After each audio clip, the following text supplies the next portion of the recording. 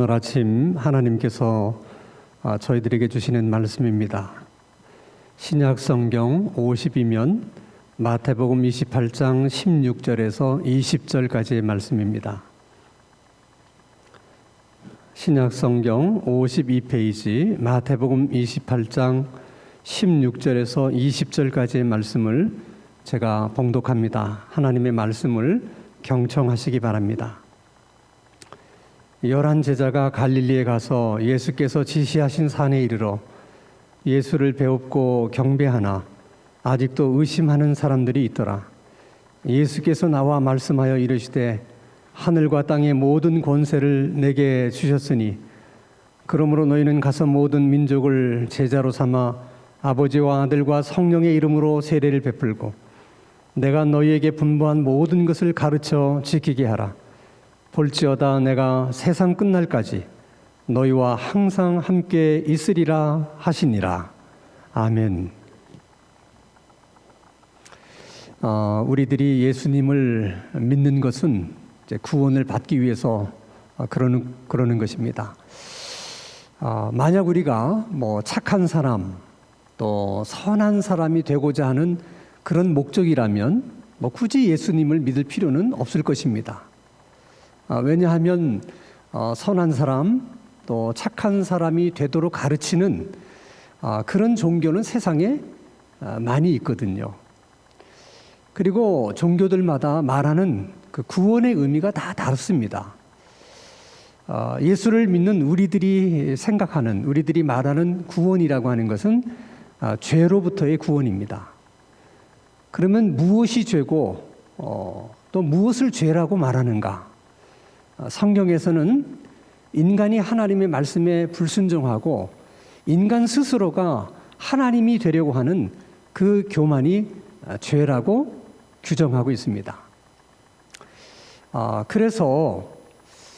그래서 인간은 하나님의 말씀에 불순종하며 살고 또 스스로가 하나님 되려고 하나님처럼 그렇게 살려고 하다 보면 그렇게 크게 애쓰거나 노력하지 않아도 윤리적으로나 도덕적으로 반드시 타락하게 돼 있어요.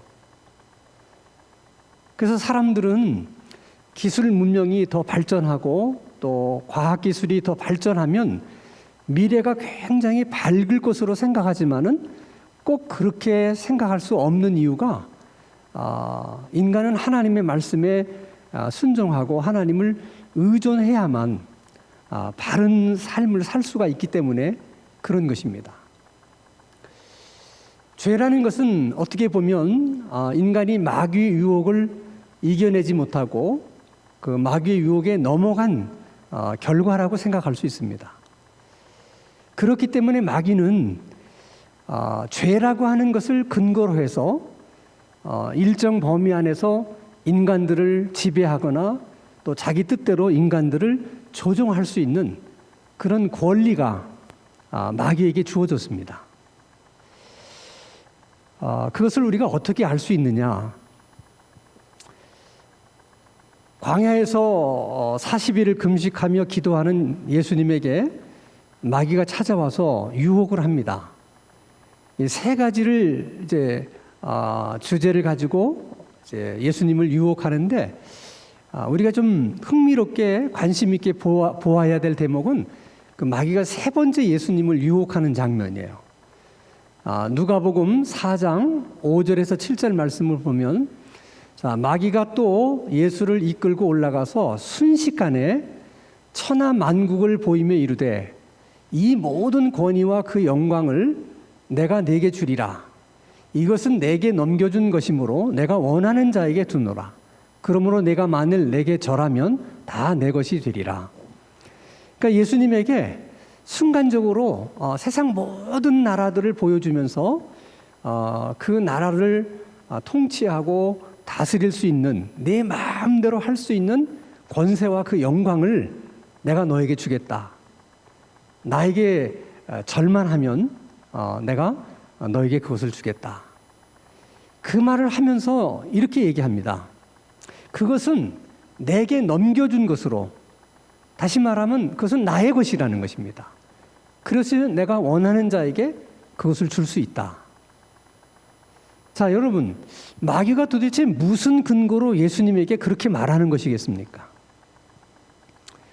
자, 모든 인간의 문명 위에 세워진 그 많은 나라들은 결국은 인간의 죄로 인해서 타락한 그 인간들의 산물이거든요.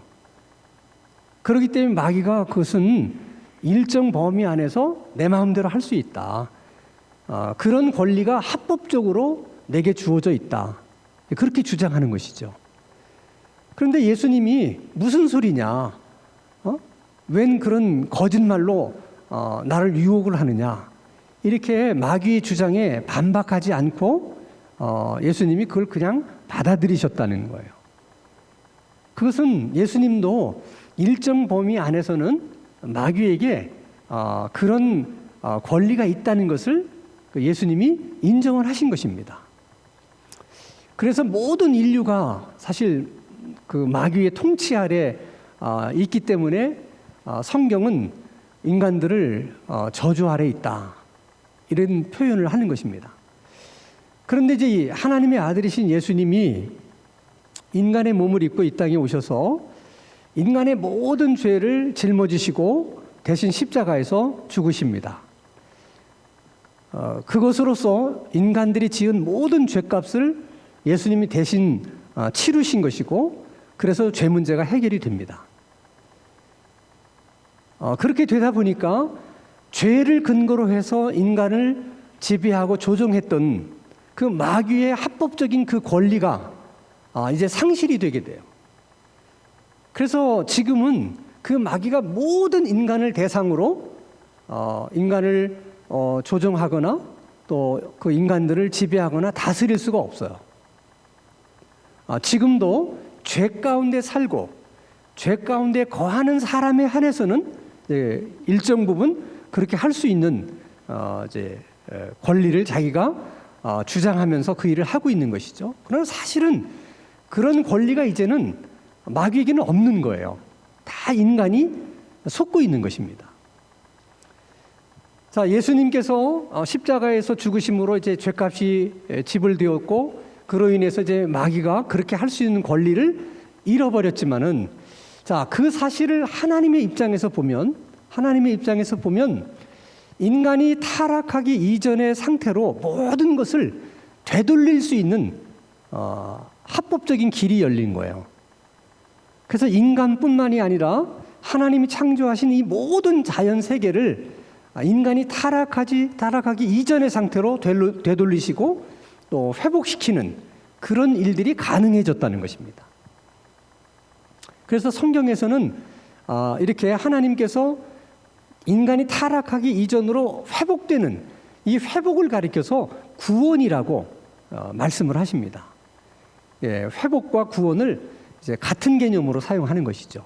자, 중요한 것은 회복이 이제 될 수 있도록 길이 열리기는 했지만은 그 회복이라는 것이 모든 것이 일순간에 한꺼번에 회복이 일어나는 것은 아니라는 거예요. 점진적으로 끊임없이 주님이 오시는 날까지 계속해서 회복되는 일들이 일어나게 될 것이다. 그리고 그 일은 구원받은 우리들이 해야 되는 일이라는 거예요. 다시 말하면 예수님께서 하나님께로 돌아갈 수 있는 길을 열어놓으셨고, 우리가 타락하기 이전의 상태로 이제 회복될 수 있는 길을 열어놓으셨기 때문에 그게 가능해졌는데, 그 일을 누가 할 것이냐? 우리들이 해야 된다는 거예요. 주님이 오시는 날까지 계속해서 회복되는 역사가 일어나야 된다는 것입니다. 그러면 우리가 어떻게 그런 일들을 우리가 이제 감당할 것이냐 이제 하는 질문이 남습니다. 자, 어떤 서기관이 예수님에게 와서 질문을 합니다. 예수님, 우리가 지켜야 될 하나님의 계명들이 많은데 그 계명 중에서 우리가 반드시 지켜야 될 가장 크고 중요한 계명이 무엇입니까? 그때 예수님이 이렇게 답변합니다. 하나님을 사랑하고 그리고 이웃을 사랑하라. 그 말인즉슨 하나님을 사랑하고 이웃을 사랑하며 사는 그 삶이 구원받은 사람들이 사는 삶이라는 거예요. 또 하나님을 사랑하고 이웃을 사랑하는 그 상태가 인간이 타락하기 이전의 상태라는 것이죠. 그래서 하나님의 나라에는 미움도 갈등도 전쟁도 없는 거예요. 우리가 말하는 언제나 평화가 있다고 말하는 이유가 바로 그런 이유 때문입니다. 그렇기 때문에 회복시키는 그 일이 결국은 사람들로 하여금 하나님을 사랑하고 이웃을 사랑하는 그런 사람들로 만드는 일이 우리들이 해야 될 일이라는 거예요. 자, 그러면 하나님을 사랑한다는 것은 도대체 뭐냐? 어떻게 하는 것이 하나님을 사랑하는 것이냐? 자, 구약 시대에는 하나님께서 이스라엘 백성들에게 제사라는 것을 통해서 하나님 사랑하는 법을 가르치고 훈련을 했어요. 어떻게 제사를 가지고 하나님 사랑하는 것을 또 배우고 훈련을 시키셨을까? 도대체 제사가 뭐길래? 여러분, 하나님을 사랑하는 것은 다른 말로 말하면 하나님 말씀에 순종하는 거예요. 그러니까 말씀에 순종하는 것이 사랑이고 사랑하는 것이 순종입니다.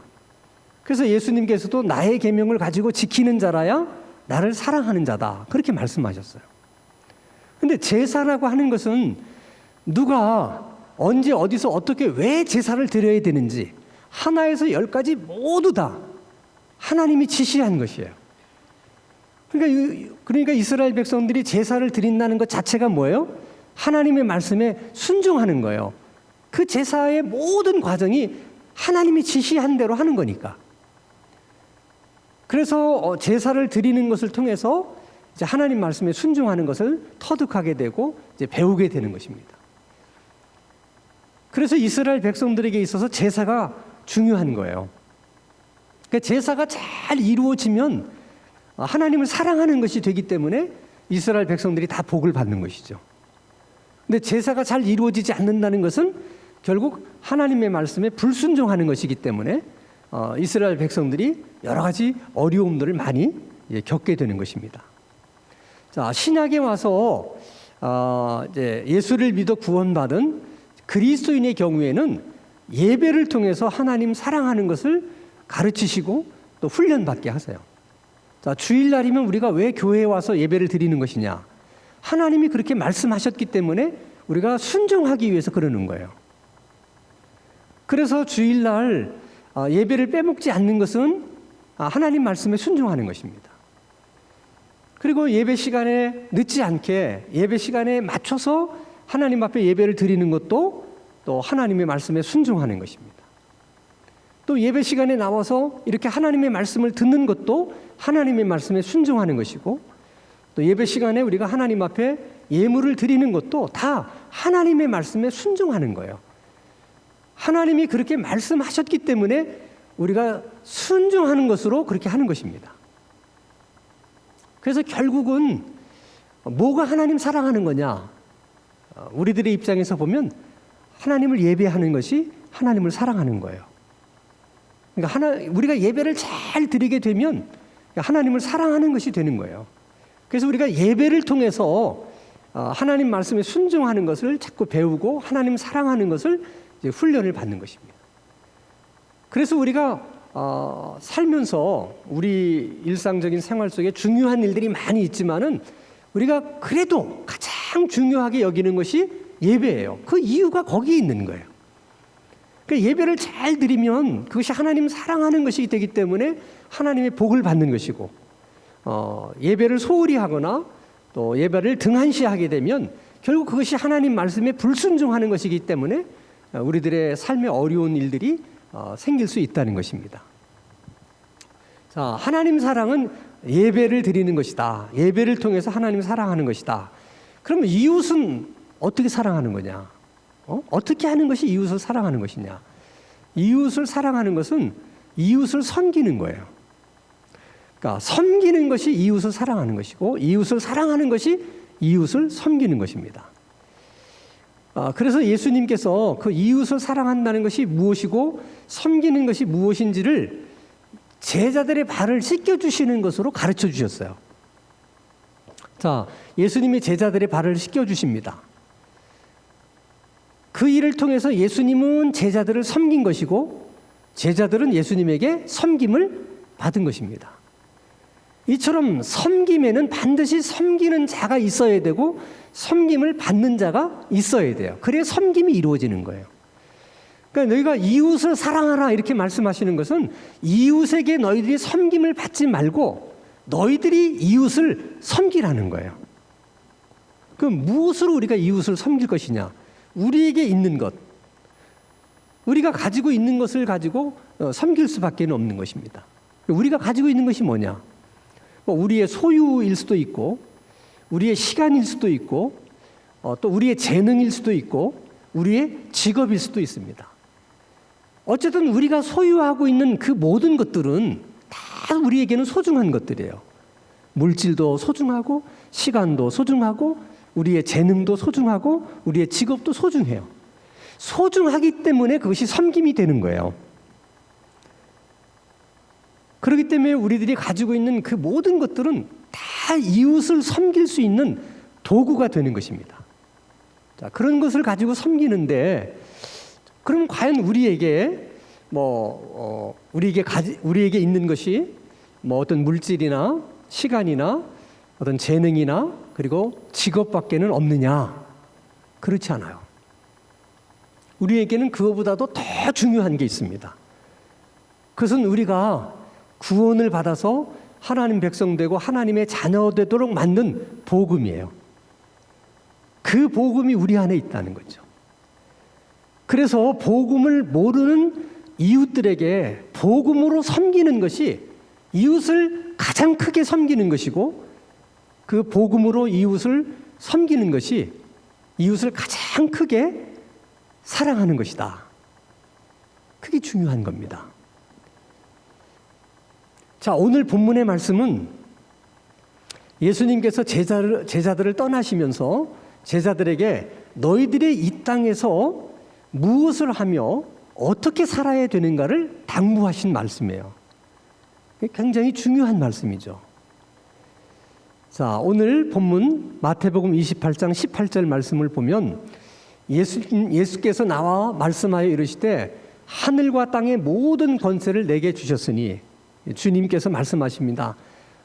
내 안에 하늘과 땅의 모든 권세가 있다. 이 말씀은 우리가 두 가지 의미로 해석이 돼요. 하늘과 땅을 통치하고 다스릴 수 있는 능력이 있다. 그런 능력이, 그런 힘이 내게 있다. 그렇게 예수님이 말씀하신 것으로도 이해할 수 있고 또 다른 면으로 생각해 보면 예수님 때문에 예수님을 통해서 우리가 하나님께로 돌아갈 수 있는 길이 열렸고 또 타락하기 이전의 상태로 회복될 수 있는 길이 열렸어요. 누구 때문이냐? 예수님 때문이에요. 그러니까 우리가 하나님께로 돌아갈 수 있게 하는 그것을 권세라고 말씀하시는 거예요. 타락하기 이전의 상태로 회복될 수 있다는 거, 그것을 권세라고 지금 말씀하고 있는 것입니다. 그래서 사도행전 4장 12절 말씀을 보면 다른 이로서는 구원을 받을 수 없나니 천하 사람 중에 구원을 받을 만한 다른 이름을 우리에게 주신 일이 없습니다. 다시 말하면 우리를 구원할 수 있는, 하나님께로 돌아갈 수 있는 그런 권세가 있는 이름, 예수님밖에 없다는 거예요. 그런 권세를 가지고 있는 이름이 이 땅에는 예수님밖에 없다. 그래서 우리가 예수님을 통해서만 하나님께로 돌아갈 수가 있다는 것입니다. 중요한 것은 세상 사람들은 이 사실을 모른다는 거예요. 예수님에게 그런 권세가 있다는 걸 모르는 거예요. 예수님을 통해서만 우리가 하나님께로 돌아갈 수 있고 회복될 수 있다는 사실을 세상 사람들은 모른다는 것이죠. 그러니까 누가 그것을 알려줘야 되느냐? 우리들이 그 일을 알려줘야 된다는 거죠. 그 일이 우리들이 해야 될 일이라고 지금 예수님이 말씀하시는 거예요. 그럼 어떻게 그 일을 할 것이냐? 구체적으로 예수님이 이렇게 설명해 주십니다. 마태복음 28장 19절 말씀을 보면 두 가지를 얘기합니다. 그러므로 너희는 가서 모든 민족을 첫째는 제자로 삼고 두 번째 제자로 삼은 그들을 아버지와 아들과 성령의 이름으로 세례를 주라. 그것을 통해서 하나님을 사랑하고 이웃 사랑하는 것을 가르치는 것이고, 또 예수님을 통해서만 우리가 하나님께로 돌아갈 수가 있고 회복될 수 있다는 것을 가르쳐 주는 거라는 것입니다. 자, 모든 민족으로 제자를 삼으라. 예수님이 그렇게 말씀하실 때는 그 제자를 삼아야 되는 우리는 제자의 반대 개념으로 스승이 되는 거예요. 그래서 예수 믿는 사람들은 어떤 정체성을 가지고 살아야 되느냐? 모든 민족을 대상으로 우리는 스승이다. 그들에게 복음을 가르치고 복음을 전해야 되는 스승이라는 거예요. 항상 우리는 그런 정체성을 가지고 살아야 되는 거예요. 그런 과업이 우리에게 주어져 있다는 거예요. 그럼 제자를 삼는 방법에는 크게 두 가지가 있는데, 세상 사람들이 우리를 찾아오면 찾아온 그 사람들을 우리가 제자로 삼을 수가 있고, 아니면 모든 민족에게로 우리가 찾아가서 그들을 제자 삼을 수도 있어요. 그러니까 모든 민족을 향해서 찾아가는 것을 우리는 선교라고 얘기를 해요. 그리고 교회로 이렇게 전도돼서 나오는 사람들을 우리가 이제 제자 삼는 것은 그냥 전도라고 이렇게 우리가 표현을 하는 것이죠. 어쨌든 전도나 선교를 통해서 우리가 제자로 삼습니다. 그럼 제자가 된 사람에게 세례를 베풀라 이렇게 얘기를 합니다. 세례를 줘라. 그게 왜 중요하냐? 본래 우리가 주는 세례는 유태인들이 행하는 정결 예식에서 따온 거예요. 다시 말하면 그 유태인들이 전통적으로 해오던 정결 예식에서 세례가 유래가 됩니다. 유태인들의 정결 예식이라고 하는 것은 이런 생각 속에서 나온 거예요. 하나님의 나라는 정결한 것이고 완전한 것이기 때문에 그 나라에 그냥 들어갈 수가 없다. 우리가 정결해야만 들어갈 수 있다. 그래서 우리를 어떻게 하면 정결케 할 수 있느냐? 그들 생각에는 정결한 물, 깨끗한 물이 있는 정결탕에 들어가서 온 몸을 잠그게 되면 정결해진다. 그들은 그렇게 믿어서 정결 예식을 행하는 것입니다. 우리가 주는 세례는 그 정결 예식에서 형식은 따왔지만은 내용은 다른 거예요. 내용은 다시 말하면 정결탕에 우리 머리끝까지 잠궜다가 이제 일어나게 되면 그냥 정결해지는 것이 아니라 우리들은 세례를 통해서, 다시 말하면 그 세례가 가지는 내용은 우리가 물속에 잠길 때 예수님과 함께 죽는 것이고, 다시 물 위로 올라올 때는 우리가 예수님과 함께 다시 사는 것이다. 그런 내용을 담고 있어요. 형식은 정결 예식이지만 내용은 전혀 다른 거예요. 지금은 물론 약식으로 머리 위에다가 이렇게 물을 붓는 것으로 이제 세례를 대신하지만은 본래는 강에 가서 유대인들의 정결 예식처럼 강물에 담궜다가 일어납니다. 그럼 예수님과 함께 우리가 죽고 예수님과 함께 산다고 하는 그 의미는 예수님이 십자가에 못 박힐 때 우리가 그 안에 있었기 때문에 우리도 십자가에 못 박힌 것이고, 또 예수님이 부활할 때 우리가 그 안에 있었기 때문에 또 우리도 부활하게 된 것이다. 이런 개념입니다. 이것을 이제 예수님께서 뭐라고 말하면 나는 포도나무고 너희는 가지다. 그러니까 나와 너희의 관계는 나무와 가지와의 관계라는 것이죠. 그렇게 연합된 관계라는 거예요. 그래서 예수님의 의가 우리의 의가 되는 것이죠. 그래서 우리가 하나님 앞에 설 수 있는 것은 유태인처럼 정결탕에 들어와서 나왔기 때문에 정결해져서 가는 것이 아니라 예수님과 연합이 되어 있기 때문에 예수님의 의가 우리 의가 되기 때문에 우리가 하나님 앞에 설 수도 있고 또 하나님의 나라에 들어갈 수가 있는 거예요. 그러니까 세례가 굉장히 중요한 의미가 있는 것입니다. 그런데 이 세례를 줄 때 예수님이 당부를 하셨어요. 성부와 성자와 성령의 이름으로 세례를 줘라. 왜 그래야 되느냐? 인간을 구원하는 일에 있어서 성부 하나님만 개입하신 게 아니고 성자 예수님만 개입한 것이 아니고 성령 하나님만 개입한 것이 아니에요. 삼위일체 하나님이 다 개입을 하십니다. 그 삼위일체 하나님이 합력을 해서 우리 한 사람 개인들을 구원해 내신 거예요. 자, 예를 들면 인간을 구원하겠다고 하는 계획은 성부 하나님이 세우십니다. 그 성부 하나님이 세우신 계획대로 성자 예수님이 이 땅에 오셔서 그 계획을 실행에 옮겨요. 그 실행에 옮긴 사실을 성령께서 우리들에게 증거를 해 주십니다.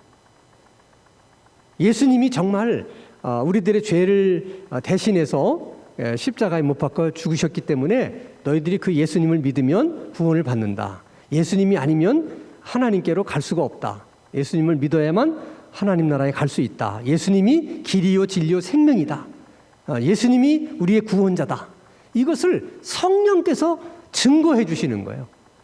그래서 그 예수님을 믿으려고 하는 마음을 가진 사람들에게는 예수님을 믿을 수 있도록 역사하시는 분이 성령님이세요.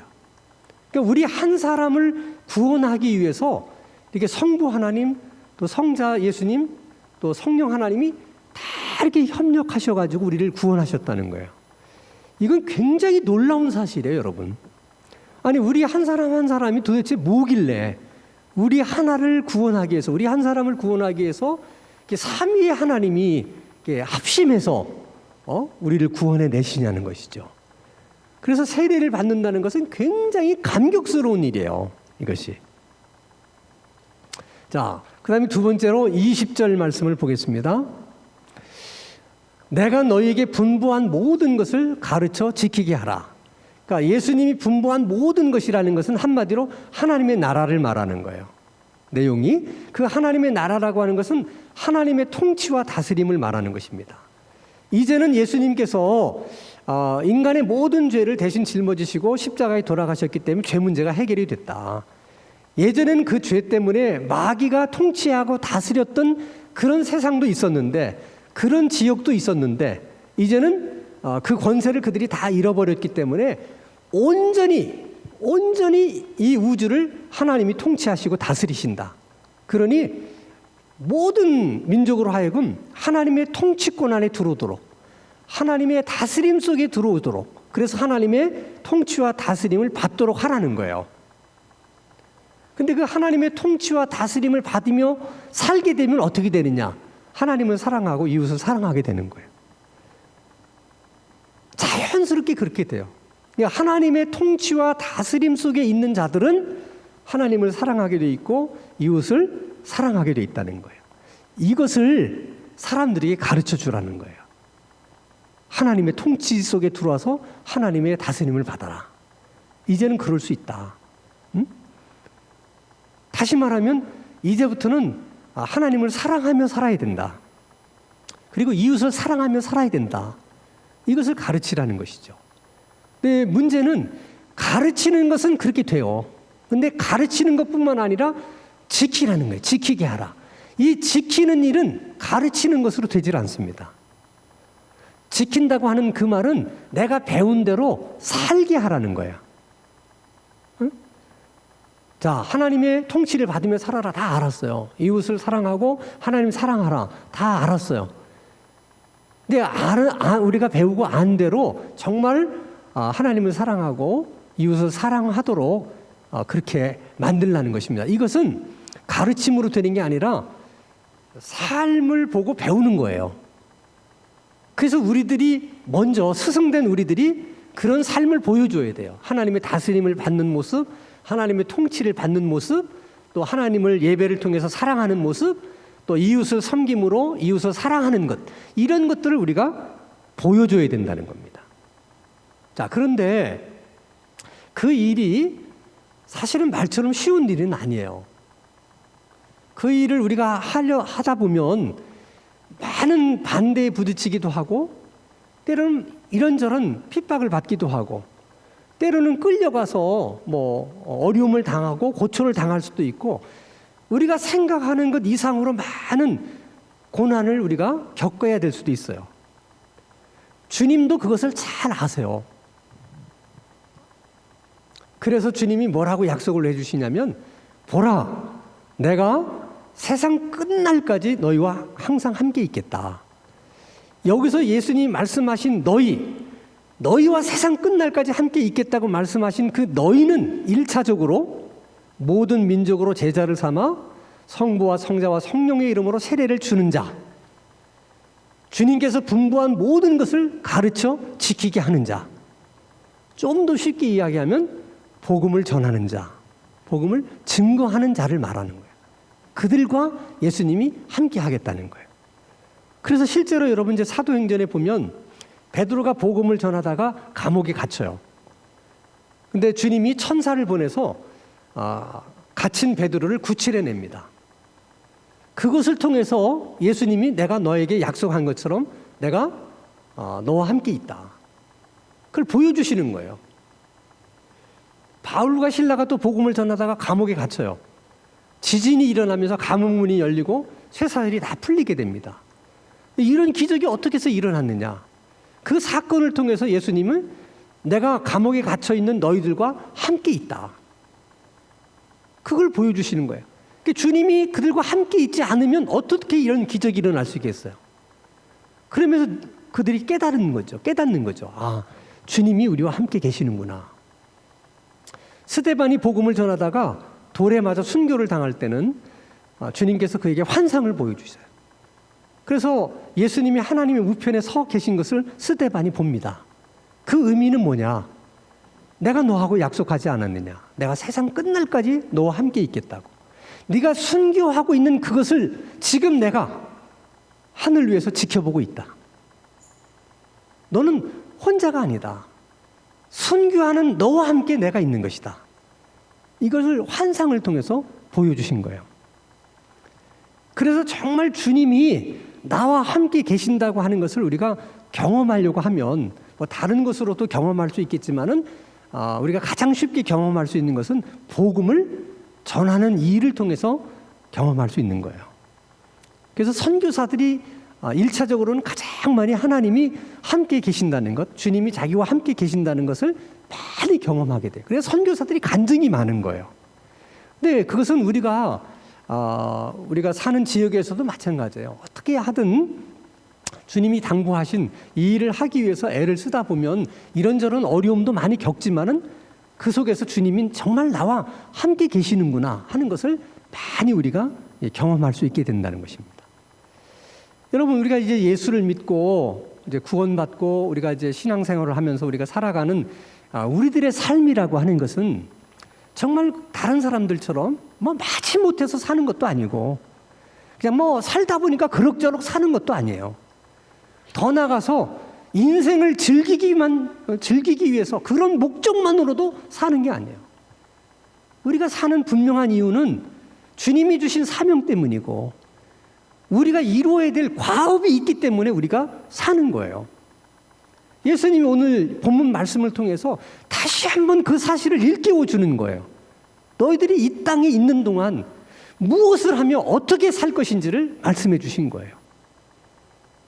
항상 여러분, 주님이 오늘 아침 우리에게 말씀하신 이 말씀을 여러분 기억하시고 마음에 담고 예배를 통해서 하나님 사랑하고 복음과 섬김으로 가족을 사랑하고 이웃을 사랑하고 또 모든 민족을 사랑할 수 있는 그런 마음을 품고 그들을 위해서 늘 기도하면서 우리의 남은 생에도 그렇게 하루하루 살아갈 수 있는 우리들의 삶이 되기를 바라고 우리들의 신앙생활이 될 수 있기를 주님의 이름으로 축원합니다. 거룩하신 아버지 하나님, 하나님께서 우리에게 주신 이 소중한 인생을 생각 없이 되는 대로 그저 막 살아가지 않을 수 있는 은총을 베풀어 주시옵소서. 항상 우리에게 주어진 삶의 목적을 잃지 않게 해주시고 하나님을 사랑하고 이웃을 사랑하며 살아갈 수 있는 그런 우리들의 삶이 되게 해주시고 그런 우리들의 삶을 통해서 하나님의 나라가 조금씩 더 많이 확장될 수 있는 그런 하나님의 역사가 있게 하여 주시옵소서. 예수 그리스도의 이름으로 기도하옵나이다. 아멘.